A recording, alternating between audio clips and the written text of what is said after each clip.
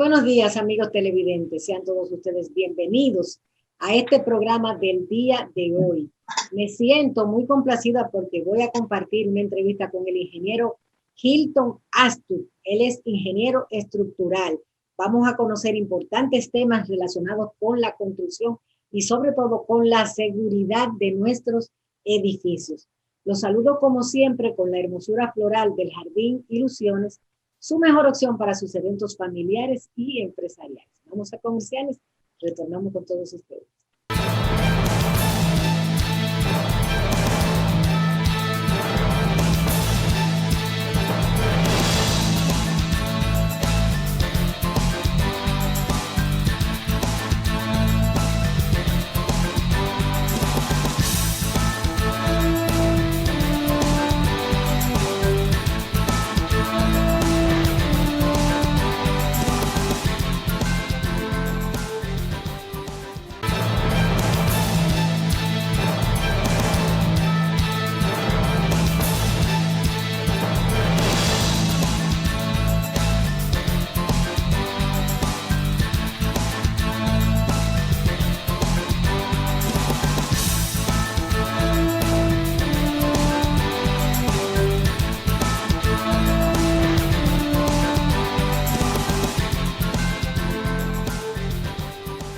Estoy muy complacida de compartir con todos ustedes una entrevista con el ingeniero Hilton Astut. Él es ingeniero estructural y con él vamos a conversar sobre temas relacionados con la seguridad de nuestros edificios, sobre todo en esta temporada sísmica que estamos viendo que el mundo está temblando cada vez más. Buenos días, ingeniero. ¿Cómo se encuentra? Muy buenos días y muy agradecido de su invitación. Así es. De entrada, yo quisiera, Hilton, que usted nos actualizara algunos datos de su currículum para que mis televidentes sepan con quién estamos hablando. Bueno, yo soy ingeniero civil de la Universidad Autónoma de Santo Domingo desde el año 1980. O sea, estamos hablando de que yo tengo voy a cumplir 41 años de ejercicio profesional. Wow. Desde el año 2000 tengo una maestría en ingeniería sanitaria de la Universidad Nacional de Colombia. También tengo una maestría de ingeniería estructural de INTEC. Desde el año 2000 estoy dedicado a la ingeniería estructural. He hecho muchísimos cursos de especialización y de posgrado, principalmente últimamente en los mecanismos más modernos de control de vibraciones, que son las tecnologías más modernas que actualmente se están desarrollando en el mundo, precisamente para la protección de los edificios y que se están utilizando en muchos países. He sido profesor universitario, también he sido capacitador de muchos profesionales de la ingeniería a través de cursos apoyados por la empresa CSI Caribe, que es la propietaria de los software de cálculo estructural que más se están utilizando en Latinoamérica. Más o menos es un currículum. Y imagínense que ya en 40 años creo que he trabajado en todo tipo de proyectos, desde carretera, edificaciones, todo tipo de... ¿Cómo no? Bien, yo quiero de entrada saber por qué es importante la ingeniería estructural y por qué es importante contar en la construcción con un ingeniero estructuralista. Bueno, un ingeniero estructural, así como hay médicos que se dedican que son, por ejemplo, especialistas en cardiología, médicos especialistas en temas del cerebro, médicos especialistas en ginecología y obstetricia, abogados que son penalistas, otros que son derecho civil. Así también la ingeniería civil tiene varias áreas. Por ejemplo, están los ingenieros sanitarios, que son los que se dedican al diseño de acueductos y alcantarillados, a las plantas de tratamiento de agua potable, a las plantas de depuración de aguas residuales, de la cual yo también soy especialista. Están los ingenieros viales, que son los que se dedican a los temas de comunicación. Están los ingenieros administradores de empresas, que son los que programan y desarrollan los aspectos económicos de una empresa. Están también los ingenieros estructurales. Y el ingeniero estructural es el que diseña las estructuras para que sean seguras ante cualquier acción, como es el caso de los sismos, que es la fuerza más importante que tiene la naturaleza. Entonces, el ingeniero estructural es el que diseña esas estructuras con el objetivo de que las estructuras se resistan esas fuerzas de manera tal que se puedan agrietar, pero que sea un agrietamiento controlado, pero que jamás en la vida colapse. Ese debe ser ese es el sentido del ingeniero estructural. Generar estructuras que sean resistentes a cualquier acción a la que se vea vista esa edificación durante su vida útil, y que ella se comporte de una manera segura, previendo siempre que hayan fallecidos, porque el objetivo de la estructura convencional, del diseño convencional, es salvar vidas. Ya hay la ingeniería ahora más moderna, que precisamente lo que persigue es que no solamente se salven las vidas, sino que también se salven los bienes, se protejan los bienes. Y ya eso forma parte de lo que yo le hablé anteriormente, de esos temas que yo he desarrollado, que son temas modernos, que son lo que se llaman esos sistemas de protección sísmica. Hemos visto en los últimos meses un incremento de la actividad sísmica a nivel mundial.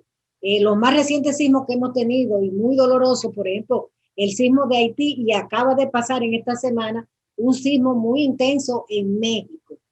¿Qué implica en esto con relación a peligro para las estructuras? Mire, esos terremotos que han ocurrido últimamente, no crea usted que son que hay un incremento de los terremotos. Los terremotos han existido siempre, y han existido siempre porque esa es la naturaleza del planeta Tierra. Las estructuras,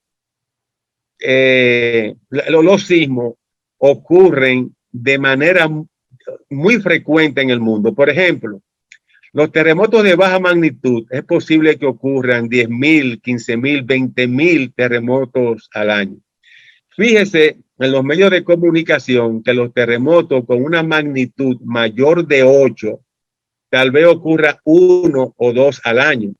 Los terremotos con una magnitud mayor de 7 probablemente tengan una recurrencia de tal vez de 7 o 10 al año. Mayores de 10 son 50, 60, etcétera. Mayores de 5, tal vez 100. Lo que le quiero decir es que la Tierra vive temblando porque esa es la naturaleza del planeta Tierra. Ahora bien, en la República Dominicana, que es una zona de alto riesgo sísmico, según lo ha clasificado el Servicio Geológico de los Estados Unidos, la República Dominicana tiembla todos los días. Lo que pasa es que nosotros no lo percibimos, pero todos los días el servicio sismológico dominicano, que está en la UAS, todos los días registra 3, 4, 10 sismos de magnitud 2, de magnitud 3, que como les digo son prácticamente imperceptibles. Y fíjese que cada cierto tiempo es que realmente ocurren sismos de una magnitud de 5, que son los que a nosotros nos hacen sentir. Nosotros en el país tuvimos un terremoto de 8,2, me parece, en el año 1946. Es el máximo que hemos tenido. Sin embargo, ese no fue un sismo medido de manera instrumental. Más bien fue medido por la percepción de los ciudadanos. Y hay que tener en consideración que cuando es medido por la percepción de los ciudadanos, siempre debe ser de personas con un cierto nivel cultural, con un cierto nivel académico.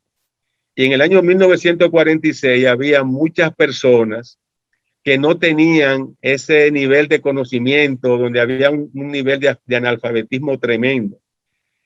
Por esa razón, yo siempre he tenido como mis dudas de esa magnitud tan extraordinaria, del año de 8,2. Y yo digo que eso es así, porque nosotros tenemos una serie de fallas que precisamente se derivan de la interacción de la placa del Caribe con la norteamericana, que genera una serie de fallamientos, pero son fallamientos poco profundos. O sea que un terremoto, fíjense por ejemplo que el último de Haití tuvo una profundidad de 10 kilómetros.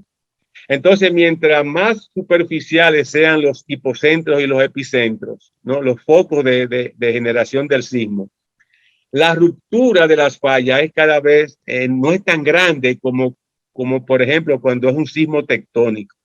Por esa razón, yo entiendo que en la República Dominicana no debe ocurrir un sismo con una magnitud mayor de 7,2, 7,3, tal vez 7,4. No sé si me doy a entender. Por ejemplo, el último de Haití fue de 7,2. En el año 2010 fue de 7,0 y estaban vinculados precisamente con la falla Enriquillo Plantain Garden, que es una falla que atraviesa la península de Haití, llega por Bauruco y continúa por el sur, por la ciudad de Santo Domingo, que también está vinculada con el terremoto de Puerto Rico de hace 2 o 3 años, con una magnitud de 6,5. El ingeniero Osiris de León dijo en este mismo programa hace unas semanas que aquí podía haber un gran sismo pronto en República Dominicana. ¿Usted cree que es factible esto? Bueno, yo vuelvo y le reitero, según los conocimientos que yo tengo, cuando son placas tectónicas, por ejemplo, el último de Chile, del 27 de febrero del año 2010, tuvo una duración de aproximadamente 1 minuto y medio, una magnitud de 8,4. Fue un efecto subducción donde una placa se introduce dentro de la otra y tuvo una profundidad de más de 100 kilómetros. Y la ruptura de la falla fue una ruptura tan enorme, yo estoy seguro que fue mucho más de 600 kilómetros. Imagínate que 600 kilómetros viene siendo aproximadamente desde Punta Cana hasta Montecristi. O sea, una longitud tremenda. Entonces, los sismos tectónicos, ¿no es así?, generan terremotos de gran magnitud. Mientras más superficial sea el sismo, será de menor magnitud y la longitud de rotura será menor. Ahora, el ingeniero Osiris de León es un ingeniero geólogo que está más vinculado a los estudios sísmicos que yo, a la sismología que yo, pero según mis conocimientos y lo que yo he estudiado, los sismos, mientras más superficiales son, generan menos magnitud, porque la longitud de ruptura es menor. Por lo tanto, nosotros tenemos que esperar terremotos en la isla de Santo Domingo de 7,2 como mucho, 7,3 como mucho. No creo que pueda generarse un terremoto mayor. Bien, vamos a una pausa y retornamos con nuestro invitado. No se vayan.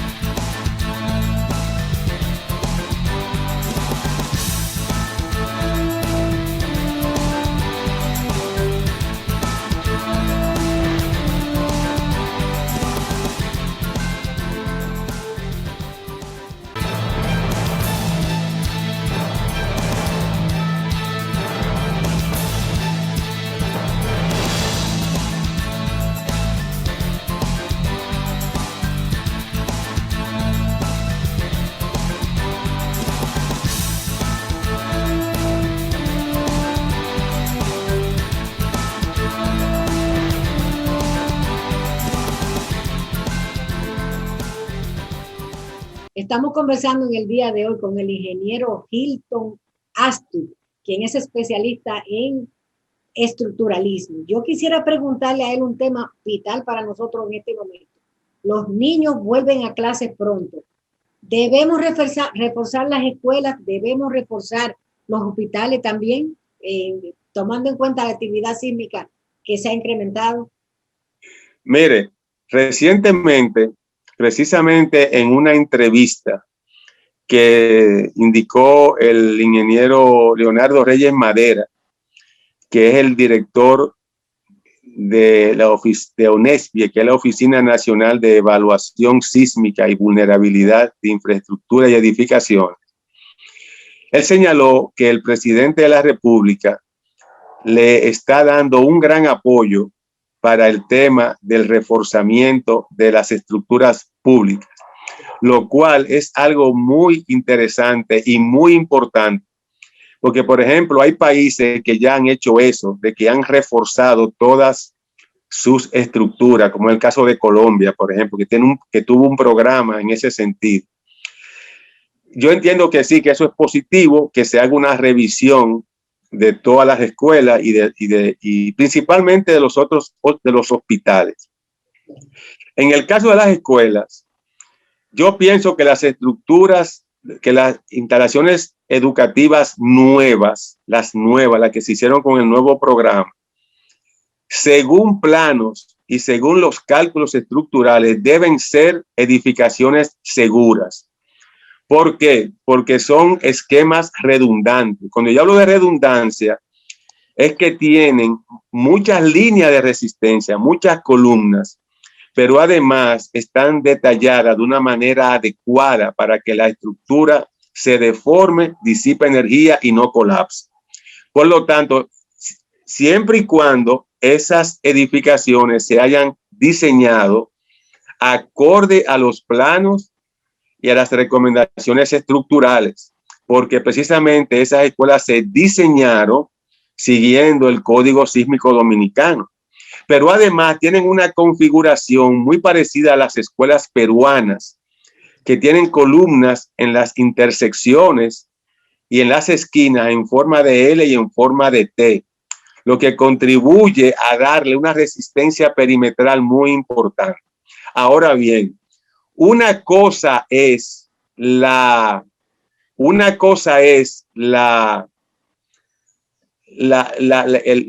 recomendaciones estructurales y otra cosa es la construcción.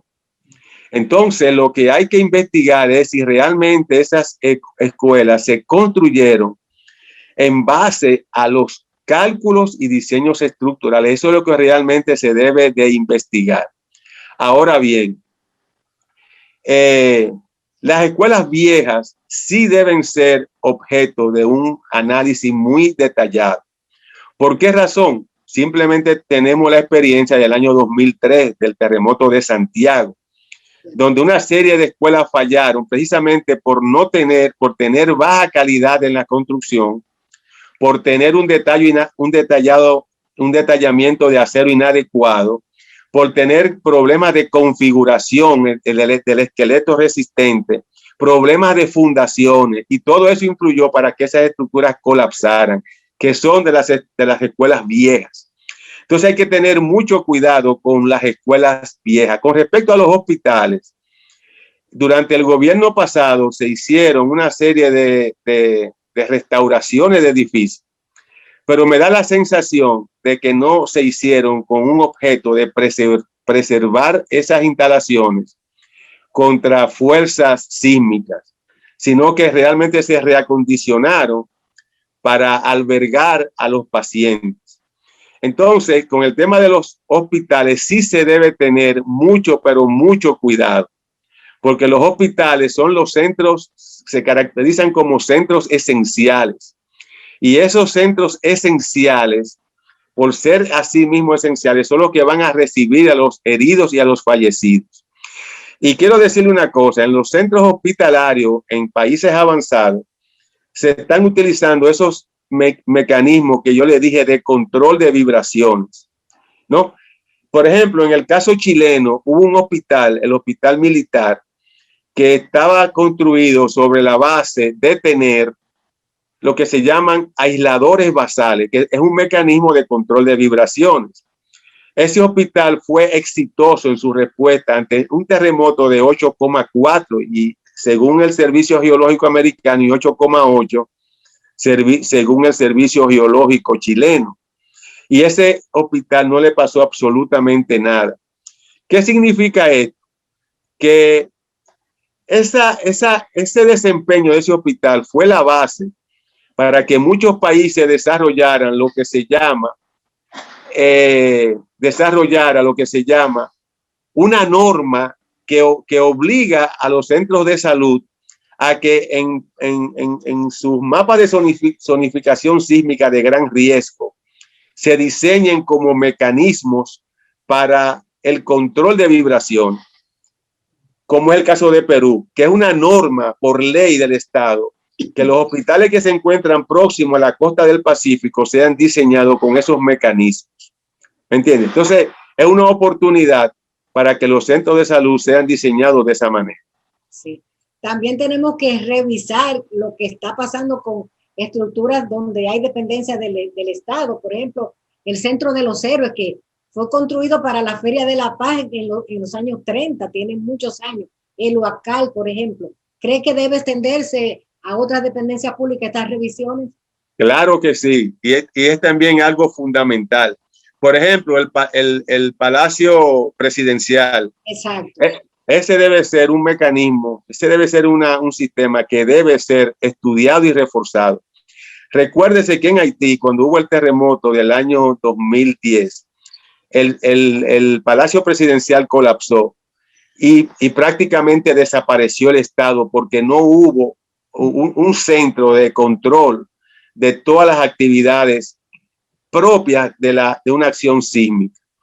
Entonces, todas las instituciones, por ejemplo, bancos, lo que son la Dirección General de Impuestos Internos, lo que son los centros de seguridad militares, todas esas instituciones públicas deben ser analizadas y reforzadas, porque precisamente después de un terremoto viene el vandalismo, vienen los robos, vienen los asesinatos propios de la acción vandálica. Y precisamente son los organismos de seguridad los llamados a controlar ese tipo de cosas. Por lo tanto, esos centros militares de seguridad deben de ser perfectamente ubicados para ser reforzados. Y como también los ministerios que tienen que ver con el tema de la finanza, o sea, en sentido general, las instituciones públicas de gran importancia deben formar parte de ese proceso de reforzamiento. Sí. Es un asunto. ¿Qué me dice usted sobre la actualización de nuestro código sísmico? Sí, en la actualidad se está en ese proceso de actualizar el código sísmico dominicano. Se están incorporando lo que se llaman los sistemas de microzonificación sísmica. Creo que hay unos expertos extranjeros que están asesorando al Ministerio de Obras Públicas en ese sentido. Realmente el país necesita de una actualización. Quiero decirle que cuando los países tienen desastres naturales como consecuencia de un sismo, es cuando esos países aprovechan para actualizar sus códigos sísmicos. En el caso nuestro, yo creo que nosotros somos el único país, creo yo, que hemos actualizado nuestros códigos sin tener un desastre de una naturaleza catastrófica como es un sismo. Eso es muy importante. Pero también es muy importante la actualización de todos los ingenieros dominicanos. Que todos los ingenieros dominicanos tengamos conciencia de lo que es un terremoto, porque realmente del año 1946, que fue cuando hubo ese terremoto de gran intensidad, que muchos han indicado que fue de 8,2, nosotros nunca, por ejemplo, mi generación no sabe lo que es un terremoto.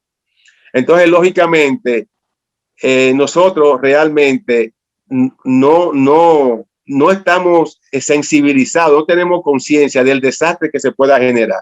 Por ejemplo, como yo le señalé al principio de la intervención, Chile tuvo un terremoto en el año 1960 y hoy día, no importa la magnitud del terremoto, las edificaciones que colapsan en Chile son mínimas. ¿Por qué? Porque ellos han actualizado sus códigos, han generado sus normas y sus ingenieros son individuos muy capaces precisamente por ese tema.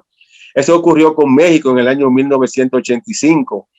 Hoy México también, que es un país con alto riesgo sísmico, tiene estructura muy segura precisamente por eso, porque han actualizado sus normas, han actualizado sus ingenieros, etcétera. El caso de Estados Unidos en el año 1994 tuvo el terremoto de Northridge, y ese terremoto provocó que el Estado norteamericano invirtiera $5,000 millones, generando normas e investigaciones que hoy día son la base de los códigos latinoamericanos, de la gran mayoría de los países latinoamericanos. Entonces, ¿qué le quiero decir con eso? Que los países, cuando han tenido un terremoto, han tenido que normalizar sus códigos, y eso le ha servido para que en el futuro, en futuro periodo en que se genere un terremoto, sus estructuras resulten ser seguras, ¿no? Nosotros no hemos tenido ese problema, gracias a Dios. Pero nosotros sí tenemos un problema que tenemos que actualizar. Tenemos que actualizar nuestros ingenieros y nuestro código. Eso está muy correcto. ¿Cómo no? Bien, pues queremos agradecer al ingeniero Hilton Astu, estructuralista muy destacado de República Dominicana, por su participación en nuestro programa. Desearle mucho éxito en sus funciones. Muchas gracias.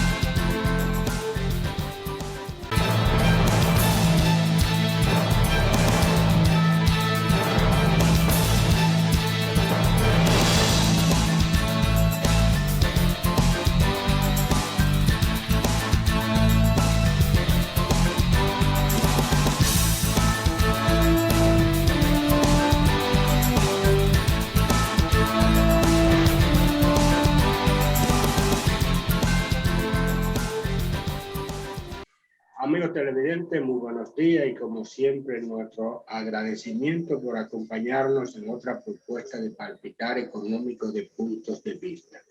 Hoy nos acompaña para la entrega de este domingo Wilfredo Cabrera, quien es presidente de Confenagro. Confenagro es la Confederación de Productores Agropecuarios. Con él vamos a conversar sobre el tema o la situación más bien de la agropecuaria dominicana en este todavía estado de situación que nos ha creado la pandemia. Buenos días, Wilfredo. ¿Cómo se siente? Muy buenos días, Linares. Un honor estar compartiendo hoy domingo con ustedes. Un saludo muy especial a todo el pueblo dominicano, especialmente a todos los productores de la República Dominicana. Hablemos un poco de la situación actual de la agropecuaria, de la producción agropecuaria dominicana, porque parecería como que hay ciertas dificultades en algunos de los renglones, incluso de lo que son, diría yo, líderes en el mercado dominicano. Se habla de escasez de carne de pollo, que se están autorizando importaciones, que los precios están un poco elevados, y todo eso después de la situación que confrontó la porcicultura con la aparición de la peste porcina. Así que, ¿cuál es en realidad? ¿Qué es lo que está sucediendo? Bueno, la República Dominicana, podemos decir de que cuenta con un sector productivo fuerte, y lo ha demostrado, y lo demostró el año pasado, 2020, y este año 2021. En cuanto a la parte de la planificación de la República Dominicana, nos damos cuenta de que muchas veces los productos están muy caros y otras veces están muy baratos.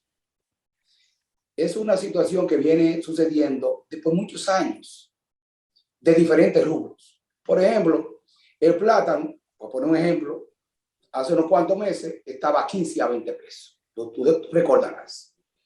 Pero así también el limón y otros rubros de la agropecuaria. Y sin embargo, lo tenemos hoy día, que hay muchos de los renglones de la agropecuaria que está muy barato.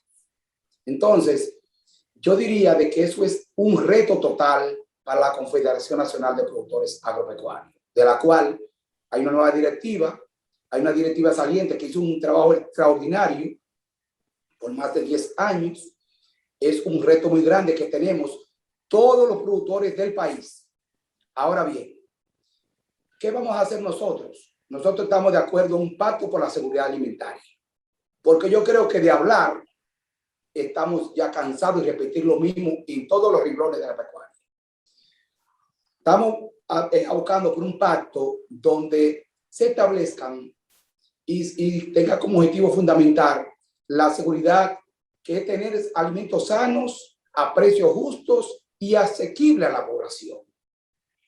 Con este objetivo debemos de intervenir toda la cadena de producción y comercialización del país y el propio gobierno. ¿Por qué? Porque tiene que haber, yo creo mucho en la planificación de los sectores. Tenemos que verificar si tenemos que irnos al Instituto Nacional de la parte de lo que tiene que ver con la estadística agropecuaria. Tenemos que acudir a ella. ¿Para qué? Para saber qué tenemos que producir en cada uno de los renglones, aunque hay algunos que por una razón u otra, como es el caso del pollo que tú mencionaste, hay una razón de la que está pasando y voy a entrar en materia en ese sentido. Nosotros estábamos produciendo 17.3 millones de pollos mensuales cuando no había pandemia. Hoy día estamos produciendo 18.3 millones mensuales. Eso es 1 millón de pollos más mensuales cuando no había pandemia. Ahora, nadie sabía que la peste porcina africana iba a impactar en la forma que ha impactado el país. Y eso ha traído como consecuencia de que se ha desbordado el consumo de la carne de pollo inesperado. ¿Y qué estamos haciendo el sector productivo de la República Dominicana, de la Asociación Dominicana de Avicultura?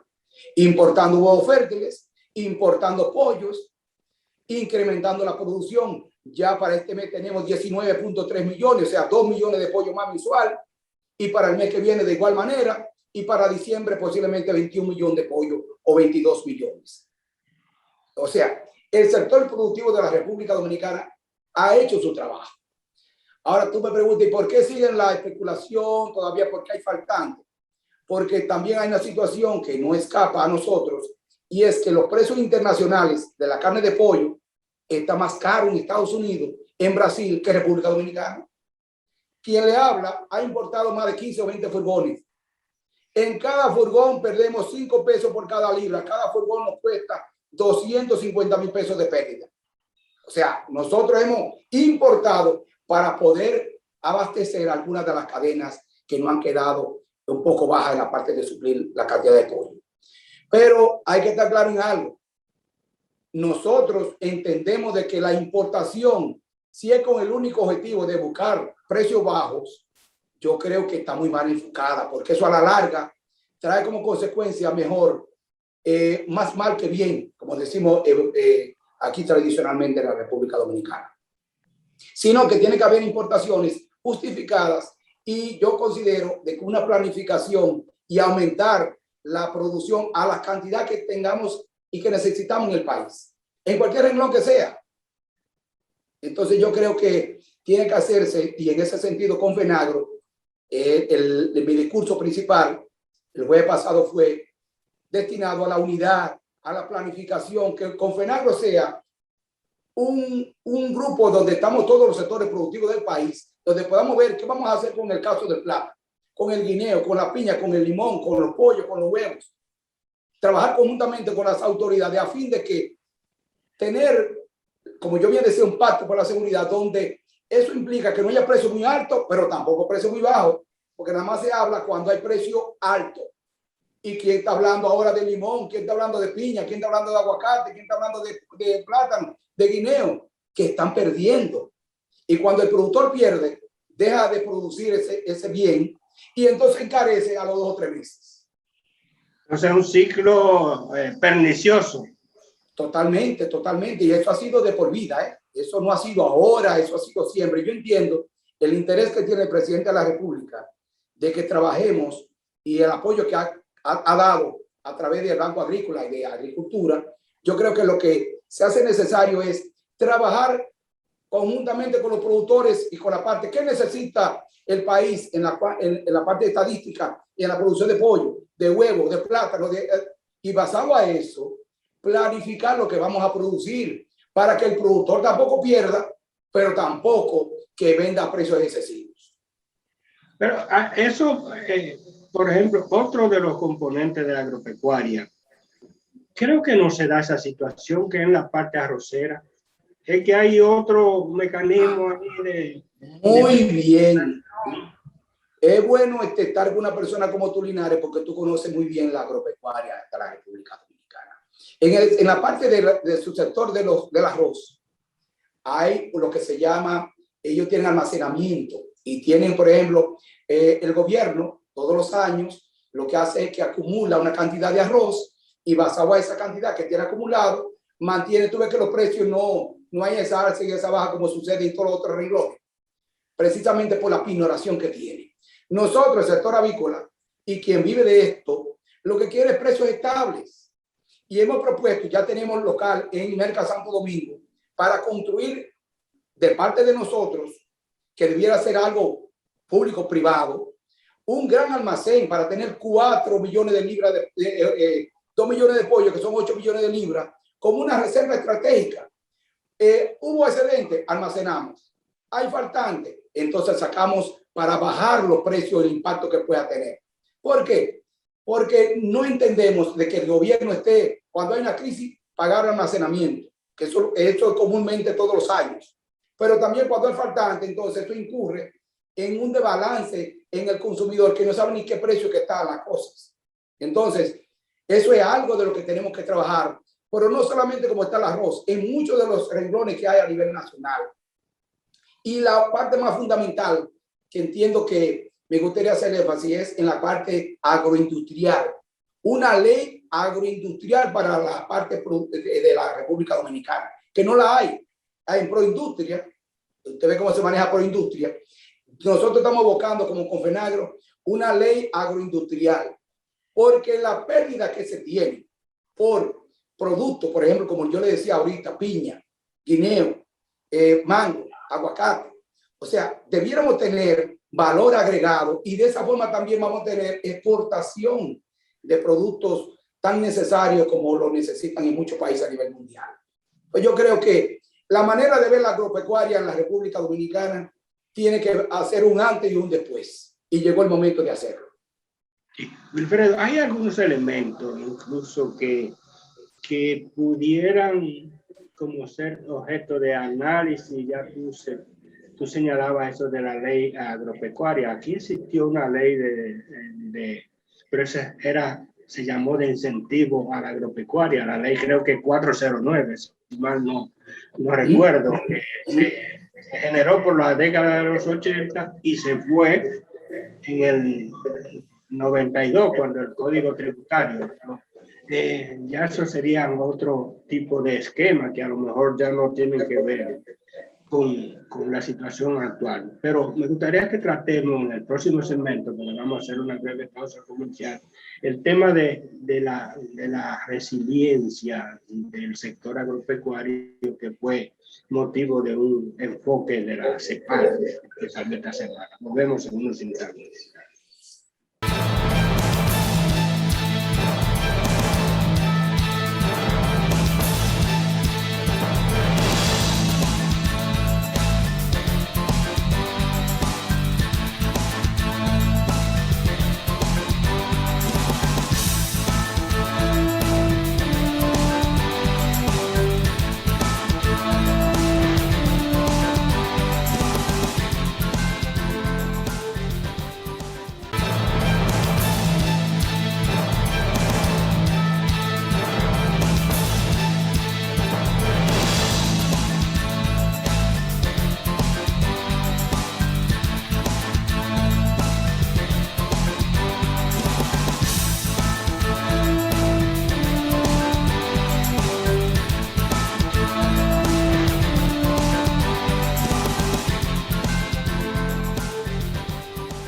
Continuamos la conversación con el presidente de Confenagro, Wilfredo Cabrera. Al despedir el segmento anterior, yo hablaba sobre el tema de la resiliencia de la agropecuaria, que a nivel regional, cuando hablo regional me refiero a América Latina y el Caribe, que es donde se centran los enfoques de la Comisión Económica para América Latina y el Caribe, la CEPAL. Hablaba de que, por ejemplo, en este tema de la pandemia, una de las actividades más resilientes, o sea, con capacidad de adaptación y de resistir, fue la agropecuaria. Sí, eso es palpable en el caso dominicano. Bueno, vuelvo y digo, la República Dominicana tiene la capacidad, tiene, y eso hay que aprovecharlo a diferencia de otros países, tiene un sector productivo de personas que les gusta producir en la República Dominicana. Y eso hay que valorarlo. En cualquier renglón, aquí si por ejemplo la piña está buena, todo el mundo quiere sembrar piña. Si el plátano está bueno, todo el mundo quiere sembrar plátano. Si el pollo está bueno, todo el mundo quiere pollo. Si en el caso del huevo, el problema que tenemos es de que queremos producir más de lo que necesita el país. Entonces, yo creo que eso es algo importante, porque hay muchos países que a mí me ha tocado visitar y estar tratando de invertir, como el caso de Puerto Rico, que da pena. Tú vas allá y allá no quiere nadie trabajar. Entonces, aquí en la República Dominicana tenemos ese privilegio de que tenemos un sector productivo de gente que están interesados en seguir produciendo para la República Dominicana. Ahora bien, como han estado las políticas para el sector productivo del país, la agropecuaria en sentido general no es fácil. Es como tú jugar un palé, para ver y te lo saca. Y eso yo creo y estoy seguro de que debemos trabajar con esto. Estamos abocando a la unidad del sector productivo, el gobierno y comercializadores. Porque también hay que entender, Linares, tú, Mackey, tú una persona que sabe todo lo que estamos viendo, en la parte de intermediación hay un desastre. En todos los renglones, en todos los renglones. Nosotros entendemos de que trabajando con FENAGRO, con todos los productores, el gobierno, en la parte del gabinete agropecuario y la parte de comercialización, se va a lograr muchas cosas positivas para el país. Porque vuelvo y digo, no queremos abusar ni que la gente salga, que se esté produciendo piña y se venda, por ejemplo, a 75 pesos una piña. No, lo que queremos es que si el costo, inclusive estamos de acuerdo totalmente en transparentar los costos de producción de cualquier renglón de la agropecuaria. ¿Para qué? Para que basado a un costo, más o menos, tú puedas tener un margen de beneficio que sea sustentable con el tiempo. Porque vuelvo y digo, el que produce constantemente y quiere ser productor por muchos años en la República Dominicana y en cualquier país del mundo, tiene que tener, número uno, rentabilidad para poder seguir invirtiendo y siendo eficiente. Ahora bien, esa rentabilidad tiene que ser con pequeños márgenes para que sea competitivo, porque de lo contrario, muchos productos importados van a llegar y no vamos a competir. ¿Por qué? Porque si vemos, por ejemplo, que la naranja sube mucho de precio, la trae importada, entonces el productor local, ¿qué hace? Que tiene que dejar de producir naranja. No, vamos a ver en cuáles productos somos competitivos, que casi en la gran mayoría de la agropecuaria podemos competir, incluyendo en el caso de la pecuaria. Por ejemplo, huevos. El país que tiene el precio del huevo más barato a nivel mundial es República Dominicana. Hablando de un huevo en granja, 4,30, como está hoy día, debiera venderse el huevo 6 pesos. El huevo normalmente, el más caro, 5,50, 6 pesos en cualquier colmado. Pero en el supermercado estamos vendiendo el huevo llevado allá, empacado con todo de la ley, a 5,50. Sale el huevo puesto en un supermercado de 30 huevos a 169 pesos. Entonces, hay muchos renglones de la pecuaria que somos competitivos. Ahora bien, ¿qué sucede? De que todo el mundo del negocio quiere estar en el negocio metido. Entonces ahí es que tenemos que venir, tiene que venir una planificación donde diga, espera, ¿cuánto es que necesita el país? Y por eso yo decía del Instituto Nacional de la parte de estadística, ver qué es lo que necesitamos en cuanto a huevos. Son 250 millones de huevos. Vamos a producir 250 millones de huevos porque eso mantiene un precio de rentabilidad muy pequeño, pero seguro a largo tiempo. ¿Pero qué sucede? Vamos a producir más de 300 millones de huevos mensuales para partir de enero. ¿Qué significa esto? Que tú vas a vender un huevo por debajo del costo.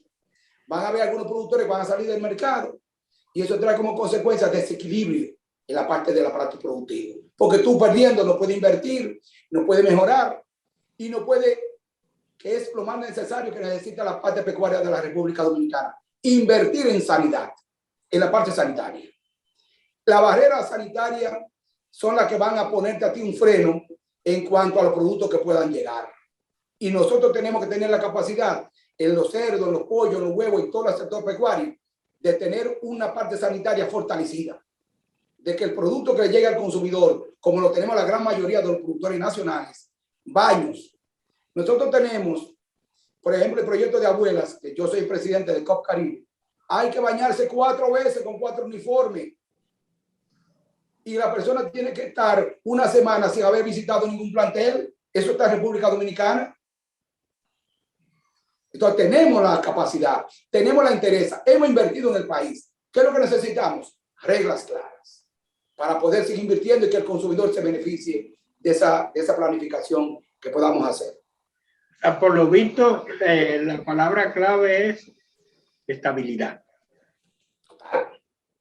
Para que el sector pueda mantenerse, porque los ciclos, que parece que son muy frecuentes aquí, son perniciosos, o sea, arriba o abajo. Crea una moda de producción y entonces, porque los precios están muy buenos, coge todo el mundo para ir para allá, pero al próximo embestida, entonces, un exceso de producción, caen los precios y entonces sufre el productor. Esa es la dinámica del sector. Bueno, yo aprendí de mi padre de que él sembraba, que era un productor del agro y de la pecuaria. Él sembraba el producto que estaba barato, porque eso no lo sembraba nadie. Por ejemplo, la yuca estaba barata, él sembraba yuca, porque nadie quería saber de yuca, nadie sembraba yuca. Pero entonces después, a los 6 meses, ya el precio era altísimo.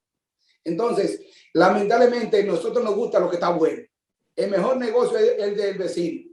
Si los pollos están buenos, todo el mundo quiere producir pollo. Si los huevos están buenos, todo el mundo quiere producir huevos. Pero no sabiendo que después de 4, 5, 6 meses va a ser un desastre. Entonces, lamentablemente, cuando no se llevan los números claros de qué se está produciendo en cada uno de los renglones, trae como consecuencia, porque ahora, por ejemplo, la preocupación que ha habido, ¿cuál es? El pollo. Se ve que eso es la prensa, pollo, pollo, pollo. Pero no se habla de muchos productos que lamentablemente están baratos hoy día, que lamentablemente de 4, 5, 6 meses van a estar caros. ¿Por qué van a estar caros? Porque la gente sale de él. No puede seguir perdiendo, la gente no se sostiene. Entonces, yo creo que en ese sentido vamos a trabajar conjuntamente con los productores. Estamos llamando y poniéndolo a disposición con las autoridades del sector del gobierno a fin de que trabajemos conjuntos. Porque si le va bien al productor, le va bien al gobierno y le va bien al intermediario, poniendo reglas claras de intermediación, yo creo que salimos beneficiados todos y mucho más el consumidor que tanto necesita precios asequibles fruto a la situación que está pasando a nivel mundial del COVID-19. Sí. Pudiéramos tener, por ejemplo, ya nos quedan unos 2 minutos, como un pequeño resumen de cuál ha sido el impacto de esta pandemia en la agropecuaria y lo que se espera si no se hace lo que se espera que se haga para esa estabilización. Bueno, lo que podemos decir es que República Dominicana dio muestra de que tiene la capacidad de producir todo lo que necesita el país en cualquier situación. Hubo una situación de pandemia que inclusive en el sector de nosotros, avícola, tuvimos que bajar de 17.3 millones de pollos mensuales a 10 millones mensuales. O sea, bajar más de un 40% de la producción y eso implicó un costo muy alto de eliminar reproductoras, eliminar pollo. O sea, tuvimos que tomar medidas muy drásticas. Pero también dimos muestra de que podemos repuntar de manera rápida. Entonces, tenemos un sector productivo que responde rápidamente a la necesidad que necesita el país. Y yo creo que eso es logiable y ha sido así visto por el gobierno y por todo el país. Ahora bien, hay gente que muchas veces quieren pecar en río revuelto y aquí el país no está inundado de pollo porque precisamente por lo que decía anteriormente, está más caro fuera del país porque la crisis que hay, que no hablamos de los commodities, es a nivel mundial, no es República Dominicana. Por ejemplo, ahora pasó un problema en New Orleans con el asunto del huracán que pasó por allá. Hay un problema de abastecimiento a nivel de los barcos que salen de New Orleans de soya. Y hay un desabastecimiento a nivel mundial que viene, la gran mayoría de soya se vende desde Estados Unidos. Y República Dominicana no escapa a eso. Esos son de los embates que el sector productivo del país tiene que enfrentar día a día. Y sin embargo, estamos dándole frente a todo eso. Y no obstante a eso, no ha faltado ni pollo, ni huevo, ningún producto en la canasta de la República Dominicana. Por el contrario, podemos decir de que hoy tenemos de todo, inclusive una parte avícola que se incrementó en más de un 10, un 15% el consumo, ya en este mes que viene va a estar abastecido. Wilfredo Cabrera, presidente de Confenagro, gracias por aceptar nuestra invitación y dejamos este espacio abierto para cuando esa ley de agroindustria, cuando esté más concebida, o por lo menos a nivel de proyecto, anteproyecto, para que la difundamos por acá. Y cualquier otra eventualidad que se produzca en el sector agropecuario. Esta sesión siempre ha sido una puerta abierta. Muchísimas gracias, te agradezco infinitamente, Linares, y feliz día a ti y a todos los que nos están escuchando. Y a ustedes, amigos televidentes, como siempre, la cita para el próximo domingo en otros puntos de vista. Hasta entonces.